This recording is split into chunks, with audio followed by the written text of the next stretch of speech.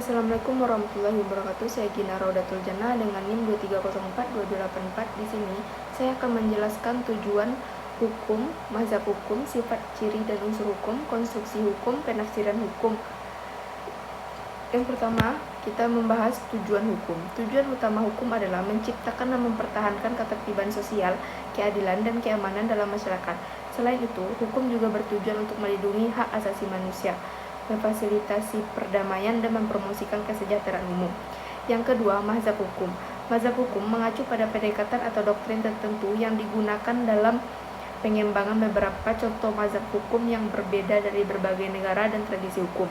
Yang pertama, positivisme hukum. Positivisme hukum adalah mazhab yang menekankan pentingnya peraturan yang ditetapkan secara formal oleh penguasa atau otoritas hukum yang sah. Contoh dari negara yang menganut positivisme hukum termasuk Inggris dan negara-negara dengan sistem hukum berbasis common law.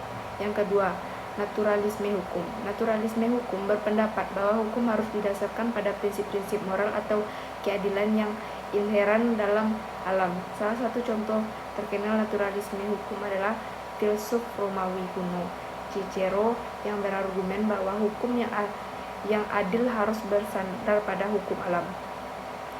Yang ketiga, konstruktivisme hukum. Konstruktivisme hukum melihat hukum sebagai hasil dari konstruksi sosial yang dipengaruhi oleh nilai norma dan kepentingan masyarakat. Sistem hukum demokratik modern seperti di Amerika Serikat seringkali dianggap sebagai contoh konstruktivisme hukum dikembangkan melalui proses legislasi oleh perwakilan yang dipilih secara demokratik. Yang keempat, pluralisme hukum. Pluralisme hukum mengakui bahwa masyarakat dapat terdiri dari berbagai sistem hukum yang berbeda, baik yang berakar dari tradisional lokal maupun agama. Contoh dari negara dengan pluralisme hukum termasuk India, di mana hukum sipil berkoeksistensi dengan hukum agama seperti hukum Hindu, Islam, dan Sikh. Selanjutnya, sifat, ciri, dan unsur hukum. Yang pertama, sifat hukum. Hukum memiliki sifat yang khas, membedakannya dari aturan-aturan lainnya dalam masyarakat. Salah satu sifat utama hukum adalah normativisme, yang berarti hukum memberikan panduan tentang perilaku yang diharapkan dari individu dan entitas di dalam masyarakat. Selain itu, hukum juga memiliki sifat keberlakuan umum, artinya hukum berlaku untuk semua orang di dalam yurisdiksi tertentu. Yang kedua, ciri-ciri hukum. Beberapa ciri hukum yang mengidentifikasi hukum meliputi penegakan oleh otoritas yang sah, kepastian dan keadilan. Ciri penegakan oleh otoritas yang sah menunjukkan bahwa hukum harus ditegakkan oleh lembaga atau individu yang memiliki kekuasaan sah dalam masyarakat, seperti pemerintah atau pengadilan. Selain itu, hukum juga harus memberikan kepastian tentang apa yang diperbolehkan atau dilarang, serta sanksi atau konsekuensi atas pelanggarannya. Yang ketiga, unsur hukum. Unsur-unsur hukum terdiri dari berbagai komponen yang berbentuk struktur dan substansi hukum.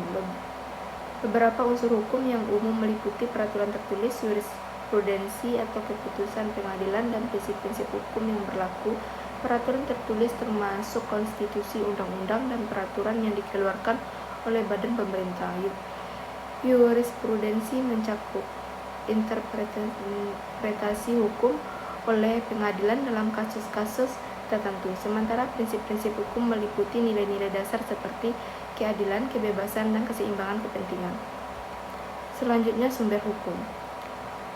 Sumber hukum adalah referensi atau basis dari mana aturan hukum diperoleh. Sumber-sumber hukum dapat bersifat tertulis seperti konstitusi, undang-undang, dan peraturan, maupun tidak tertulis seperti kebiasaan, prinsip-prinsip hukum umum, dan keputusan pengadilan.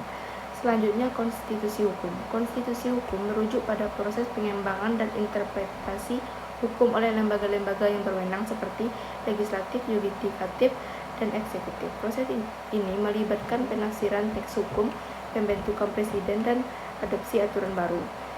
Selanjutnya, penafsiran hukum. Penafsiran hukum adalah proses untuk memahami dan mengartikan teks hukum sehingga dapat diterapkan dalam kasus konkret. Metode penafsiran termasuk literal, teleologis, dan sejarahis yang seringkali digunakan oleh pengadilan dan ahli hukum untuk memecahkan masalah hukum yang rumit. Selanjutnya kesimpulan. Hukum merupakan instrumen yang penting dalam membangun masyarakat yang beradab dan berkeadilan. Dengan pemahaman yang mendalam tentang tujuan mazhab, sifat, sumber konstruksi dan penafsiran hukum, kita dapat memastikan penerapan hukum yang efektif dan adil dalam kehidupan sehari-hari. Baiklah, itulah yang dapat saya sampaikan. Semoga bermanfaat.